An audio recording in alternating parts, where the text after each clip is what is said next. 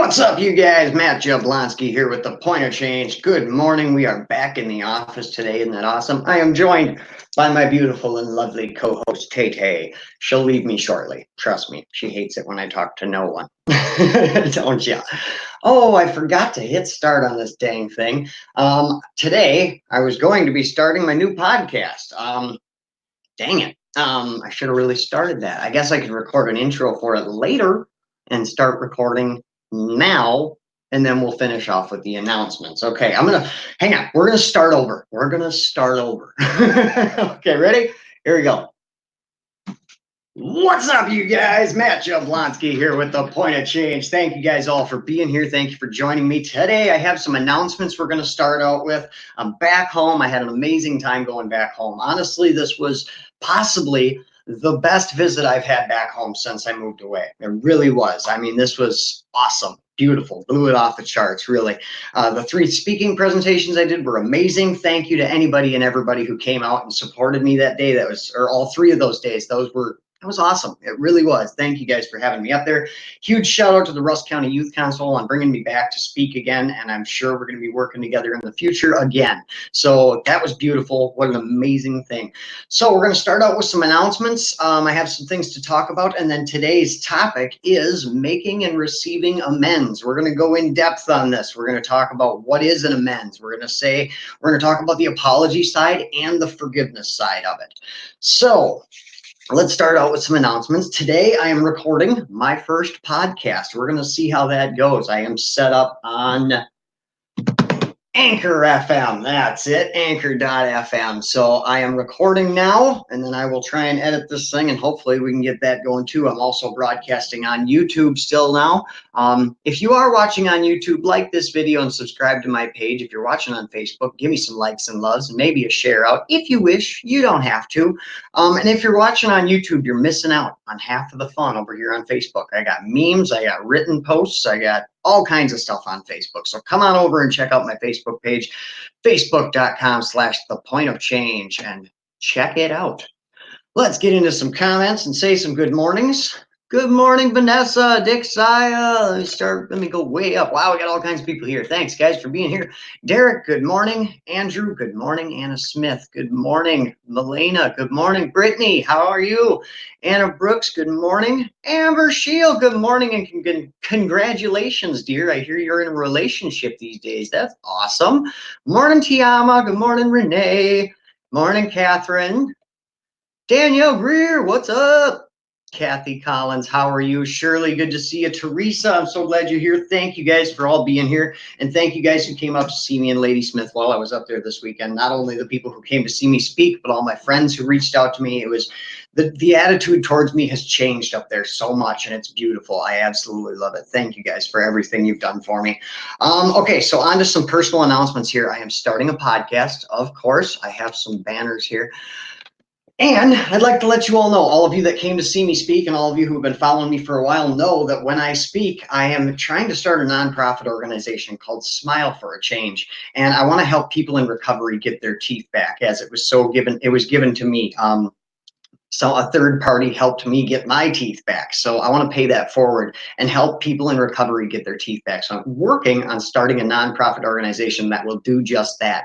But until then, I am personally donating money from my speaking engagements and running free will offerings at my speaking engagements to raise money to help people get their teeth back. And I would just like to say that from this weekend, we raised $1,084 that will be going to Heidi Childress to help her get her teeth fixed. Heidi, I love you so much. Thank you for doing everything you do. You're an amazing person, and I'm so happy to be helping you. All right, I have an announcement. I made it at my speaking engagement, and I kind of feel bad because I kept a secret from you guys. Like, this page has been like my personal blog, as long as it's also, it's kind of a show. I kind of do this Point of Change thing, but it's also a personal blog. This is where I come to share my big events in recovery and keep you guys up to date on how my recovery is going. And I had a huge announcement that I have kept a secret from you guys, and I feel really bad for it. I shouldn't have kept this from you guys, but I had to keep it a secret so that I could share it with my mom when we were speaking together on Saturday. And I'm glad that I did, because it, that was awesome. I'm really happy that she was, that I announced it to her first. And I had to keep it a secret. I wanted to tell her up there in front of everybody, But as of January 18th, I'm off of probation. Woo! I have successfully completed 5 years of probation and have been released from the Department of Corrections. That's right. Ever since January 18th, the watchful eyes of the laws have been off of me, and I'm still here. So, guys, that's a shout out to you guys. Any of you guys who have the watchful eyes of the law on you, if you are still under a court order, or if you're whatever's going on in your recovery, that you're staying clean because of that, or maybe that's part of your recovery, make sure that you find other reasons that you need to stay clean. Make sure you have something else, because when those watchful eyes go away, when they do take away your probation, when you're off of paper, all of a sudden it's all on you again. There's nobody watching me right now, making sure I'm doing good. So it's all on me now. So make sure you guys are making the right steps and putting the right things in place, so that when you get off of probation, when that watchful eye is gone, you don't relapse, because that happens quite often. So guys, make sure you're making the right moves in recovery. And we're going to talk about that today. Today's topic is making amends. This is an amazing topic. We could revisit this 1,000 times and still have more to talk about. So what is an amends? Let's ask that first. What is an amends? Let me throw this up. Making amends. What is an amends? An amends is there's two parts to an amends. And this is kind of weird. This might throw you off a little bit, but the first part is the apology. And the second part is receiving forgiveness for what you have done wrong, which in recovery, we get this a little screwed up, because it tells us to make amends. And then afterwards, it tells us that they don't have to forgive us to make an amends, which is wrong. It really should say making apologies is what it should say, because that's all they're telling you to do.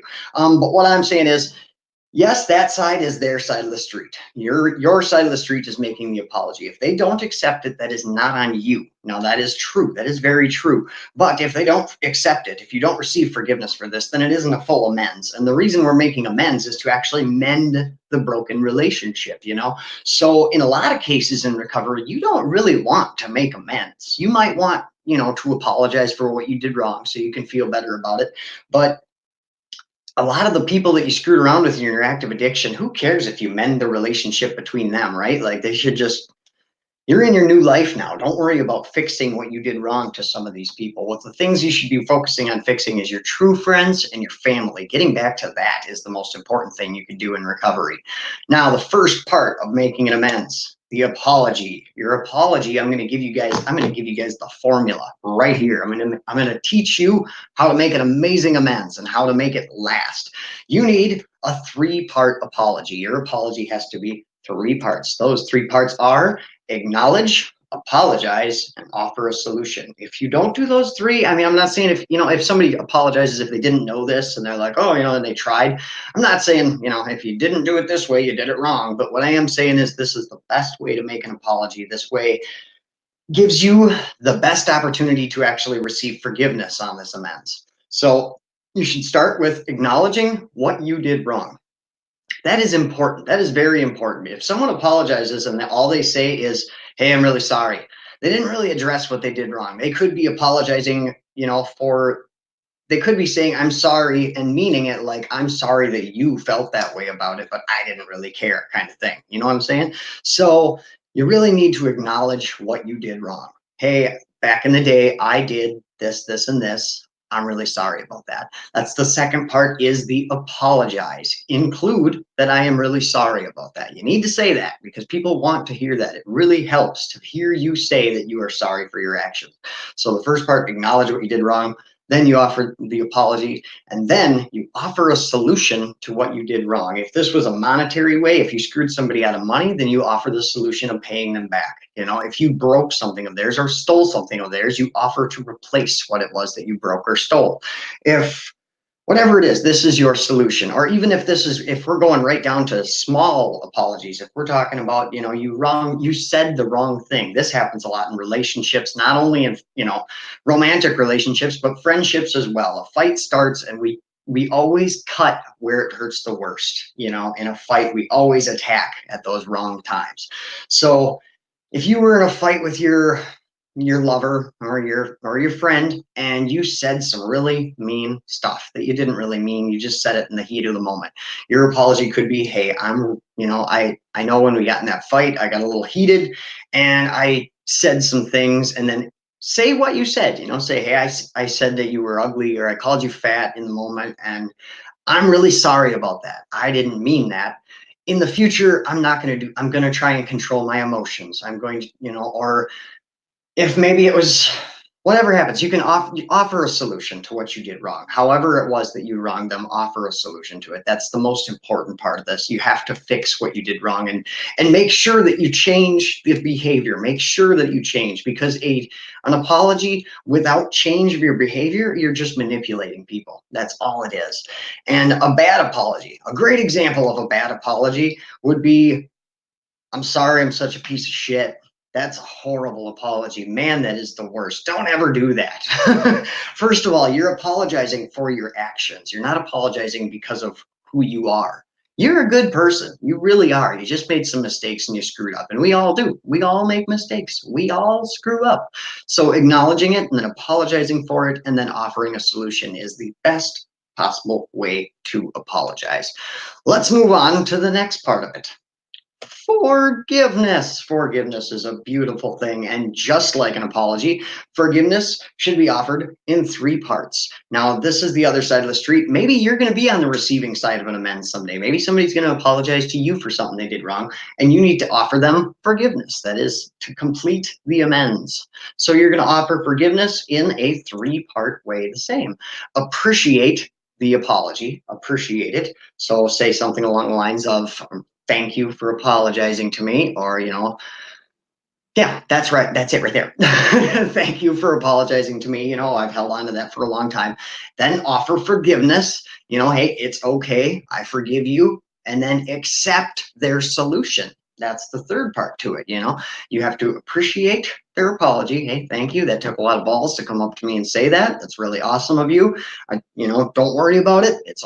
I kind of wrote off that time back then, so don't worry about it. It's all good. And yes, I would love to do whatever it was that they added to it. Make sure you're accepting their apology, and then the amends is made, and then the friendship can begin again. And also, after all of this is done, after it's all said and done, make sure that you start over.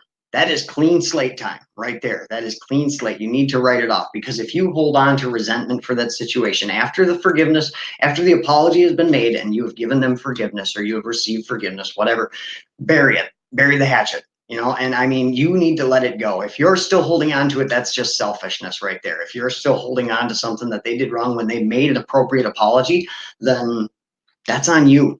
That's all personal shit. So you got to get over that. I have made quite a few amends in my recovery, and I'm thankful for every single one that I have made. But I'll tell you, the best thing you can do to make an amends with somebody is stay right. Simple as that. Stay in recovery, stay away from drugs, quit doing the criminal activity and the nonsense and the lying and the manipulation, and start working towards a better life. That is the best possible apology that you could ever offer anyone. And honestly, even if, let's say it's something that you did wrong that you don't even remember, like, because we were all on so many drugs that there's a lot of things we did wrong that we don't even remember that night, or we don't remember that week. So there are people out there who are holding on to a grudge with you over something that you don't even remember. The best way you can apologize to that person, because you don't even know who they are, you don't even remember what you did wrong, the best way you can apologize is by staying in recovery, staying right, and showing the world that it's possible, and continuing to push forward in your recovery and continuing to make a better life for yourself. Because when that person talks around town, or runs into somebody that they used to know, or whatever, and your name comes up in the situation, and they say something like, oh, that's that guy who, that's that person who took something from me, or who did this, or whatever, I hate that person. The other guy is going to say, oh, actually, they're doing really good now. They got their kids back, or they did this, or they just had a kid, or he's in a relationship. He's actually married now. He bought a house, something like that.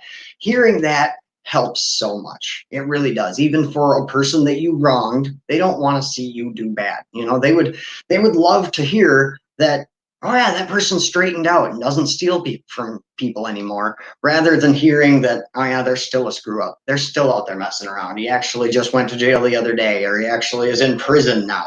So by staying right, you're actively making an apology to everything that you ever did wrong, because we can't go back and change what we did. All we can do is live right from this point on. All we can do is change the future. And guys, on that note, I will say, have you felt the shift? Has anyone else felt the shift in the climate in this world? I have felt a shift, guys. I know we have been working our way towards worse. It seems like the addiction epidemic is getting worse. The meth epidemic is getting worse. The opioid crisis is getting worse. But lately, I have felt a shift. I have felt like recovery is becoming the new cool. Like we are becoming the epidemic. I really do feel it. I feel like everyone I talked to up north this weekend when I was up there, I mean, whether they were at my presentations or not, whether I ran into them in the street or in Walmart or wherever I ran into them, they were all so happy to see me and so happy to hear that I've been doing good things, and they're doing good things now too. It's like the energy in the universe has taken a major shift recently. I feel it. I really do. And it's given me a lot of hope. It's given me a lot of goals, and it's got me just going, guys. I'm just so happy lately. And everything I did up north with these presentations has opened the road to more presentations. I got some really important contacts while I was up there and heard some amazing things coming out of people. So the point of change is going. We're going, man. I'm sorry. I'm sweaty. I apologize for that. Let's see. Let me get into some comments here quick, guys. I apologize that I haven't been reading them. Let's see. Congrats, Maddie. Proud of you. Congratulations. Thank you, guys. Thank you guys so much. I'm so happy to be off probation. So happy to be doing good things these days. Gino, good morning, brother Matt. Thank you for continuing to uplift everyone in recovery. I may not have any teeth, but I'm smiling on the inside with my eyes. All thanks to you for giving me that much strength. You are more than welcome, Chino. That's awesome. Thank you, brother, for sharing that with me. Don't worry, these are fake. Don't think I'm on some high horse up here. I ain't got no teeth either, bro. You know, I took my teeth out at my mom's house. My mom's dog, she's got a tiny little Yorkie. He hates me. I don't know why. I'm such a good guy. He's missing out. Like, I love dogs. I would pet the shit out of that little dog, but he just hates me. And I took my teeth out, and I was sitting around in the chair without my teeth, and he came up by me. So I think he just doesn't like my fake teeth. I think that's the problem. He's like, I can tell that you're not completely you. Take those out. Be fully you. Vanessa says she's a little sickly today. Gabby and I have influenza A. Oh, I'm sorry to hear that. Influenza A. Oh, that's from Canada. Let's see. Congrats. Thank you guys so much for all the congratulations. You guys are making me feel so good. Anna Brooks, it is what it is. Don't matter if you don't have teeth. Go to Ram. They do awesome. Oh, awesome, Anna. Yes, it don't matter if you don't have teeth. Teeth are temporary, guys. Ida, making things right with everyone, including yourself. Beautiful, Ida. Beautiful. Let's see. Tam says, I apologize, but exactly. I didn't need amends with some. Yes, and that's exactly right. We are just trying to clear our side of the street, guys. This is recovery. This is about you. We don't need to worry about how other people feel, how other people think, what other people see, or what they do. We don't need to worry about any of that. All you got to worry about is you. Just keep working on you. And just by focusing on yourself, you're setting a good example and you're helping more people than you know. So Tam, also, never insult yourself when apologizing. Yes, never insult yourself while apologizing. That's beautiful, Tam. That's key. Because hearing somebody say, yeah, I'm really sorry, I'm such a piece of shit. Something like that. That's manipulation right there. That is textbook manipulation. They're not trying, you're the one who needs to they are the one who's supposed to feel sorry. But by saying something negative about themselves, now they have made you feel bad for them. That's manipulation right there. So yeah, that's crap. Don't do that.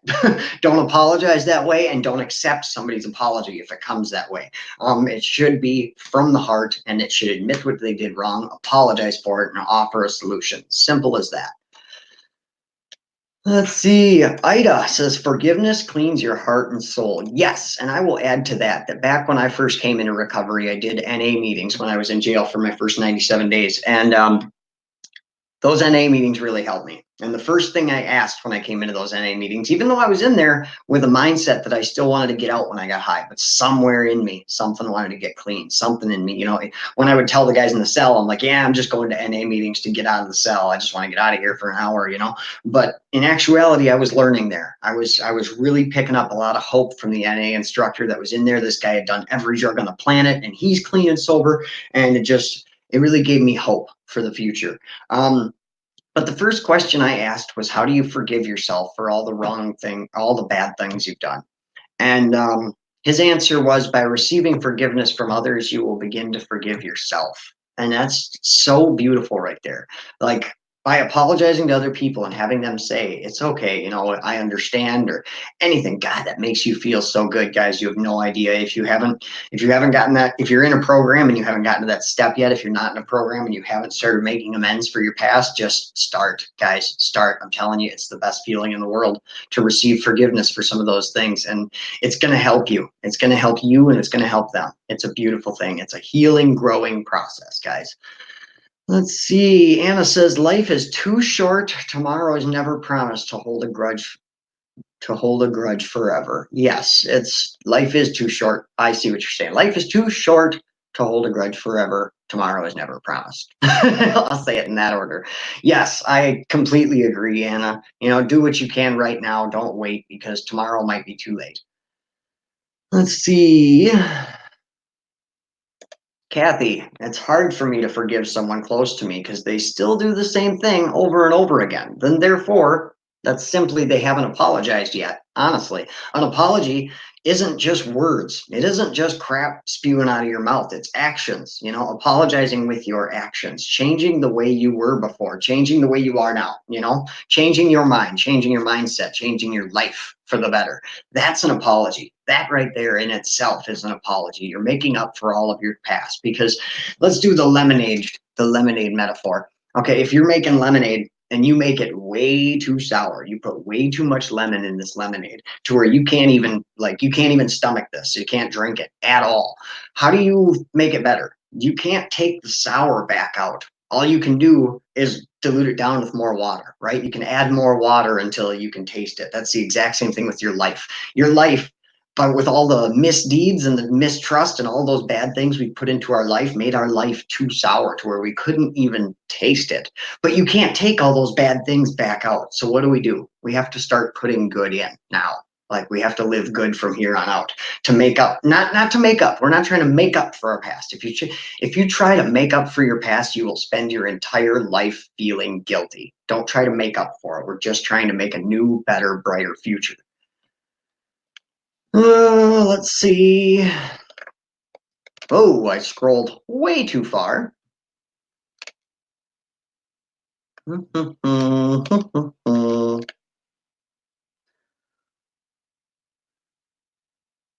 Oh, here we go. Shasta says, my mother is in the process of passing, and I need to apologize for something I stole from her. I have not seen her in 5 years. Well, I definitely recommend now. Now is the time. I mean, the only other way is to go and pray about it after they have passed and apologize through prayer. But that, if you have the opportunity to do it while they're still alive, I definitely recommend doing it. That'll help her pass away easier, and it'll help you live life easier. It's a beautiful thing for everyone involved. So I definitely recommend getting there. Let's see. What do I keep doing? Before recovery, I insulted myself. Before recovery, I insulted myself frequently and took insults. By the grace of God, I am somebody. I matter. Yes, Tam. Yes, you are. You are somebody that matters. And don't cut yourself down. Don't rip on yourself. I'm sure that, now in recovery, I'm sure you build yourself up. And if you ever have those moments, we get those moments where that old thought process comes back in a little bit, and you start to negatively down talk yourself. Maybe you're having a bad day and you make a big mistake. You drop something on the floor, or something breaks, or whatever, and you start to talk, God, I'm such a piece of shit. I'm such an idiot. Why did I do that? You have to you're still going to have that knee-jerk reaction. I still do that sometimes. I'm at work and all of a sudden everything's going wrong and I screw up big time and I'm like, God, I'm such a fucking idiot. What the hell is wrong with me? And then I have to catch myself and say, no, I'm not an idiot. I'm not an idiot. It's just a bad moment. This is just, because if you start doing that, if you start that negative self-talk, you're going to put that out into the universe and things are going to start to spiral on you. It really will, because your thoughts and your intentions are all thinking about that negative thing that just happened, and more negativity is going to breed from it. So make sure you're making the right steps to correct that mental process right there.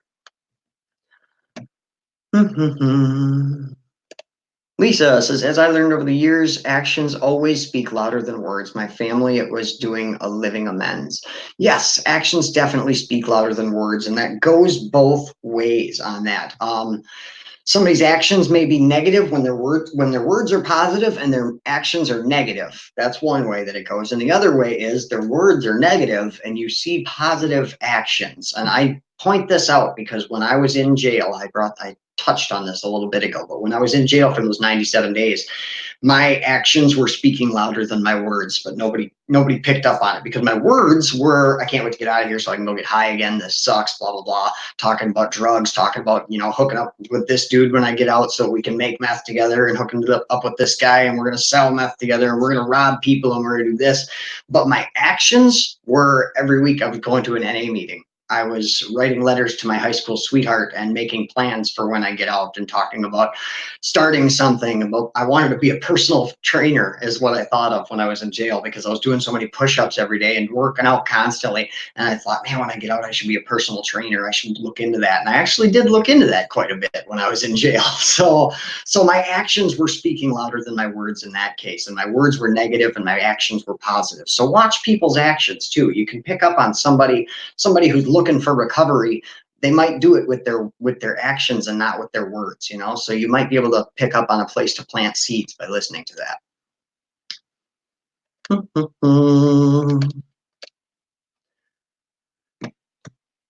Melissa Kettler says, forgiving myself is the hardest thing. I still can't do it yet, but in my recovery I'm learning that I can't change the things I've done while high, but I'm trying to do better daily. Right on, Melissa. I can completely appreciate that. That was the hardest thing for me, was forgiving myself too. How do you forgive yourself? What do? Do you look in the mirror and you say, hi, self, I'm really sorry.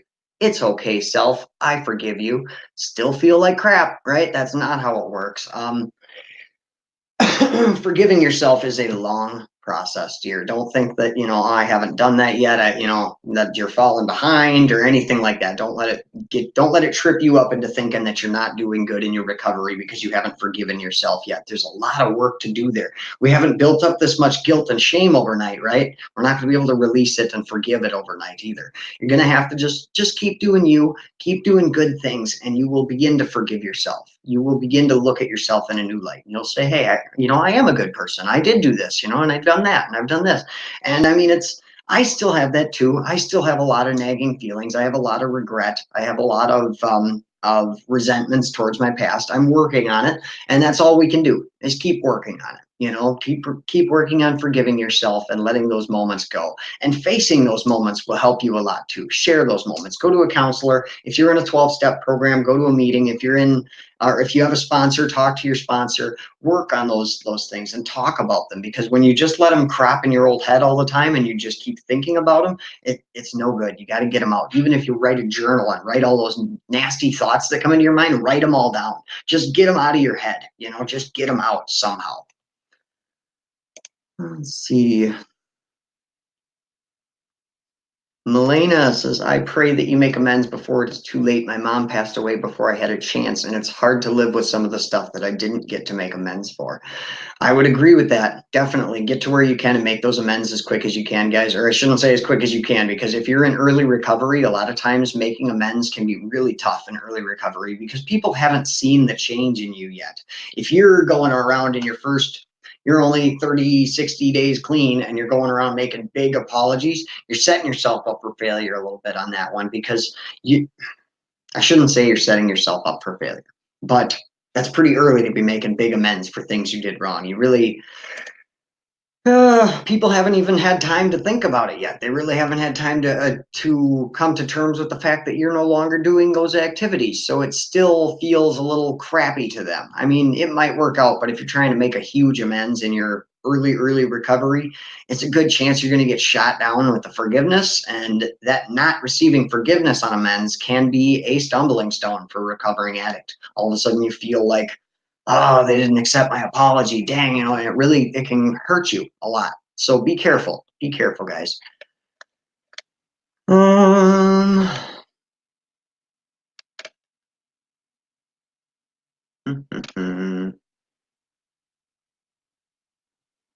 Yes, Pam. So definitely true. Make amends before they pass if possible. I'm so grateful I was able to. Me too. I was able to apologize to my dad like on his deathbed. And I think most of you have already heard this, but when my dad was passing away, I was able to come there and hold his hand and tell him that I was a year clean, that I finished my AODA course, that I'm doing really good, and that, that I got this. I got this life, Dad. I don't need the safety net anymore. If you need to go, you can go.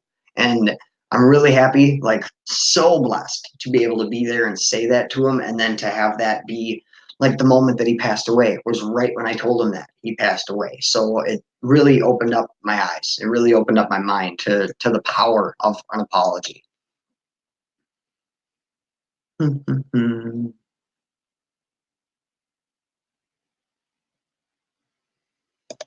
Melissa, my mother, Dawn Kettler, has been my backbone. She never gave up on me, and I apologize to her for making her go through this addiction with me and possibly risking her recovery by calling her while high and using. I'm sorry, Mom. That's beautiful. That's beautiful. And the solution you can offer on that one is that you're going to stay in recovery, that you're going to stay pushing, that you're going to keep fighting. You're never going to give up.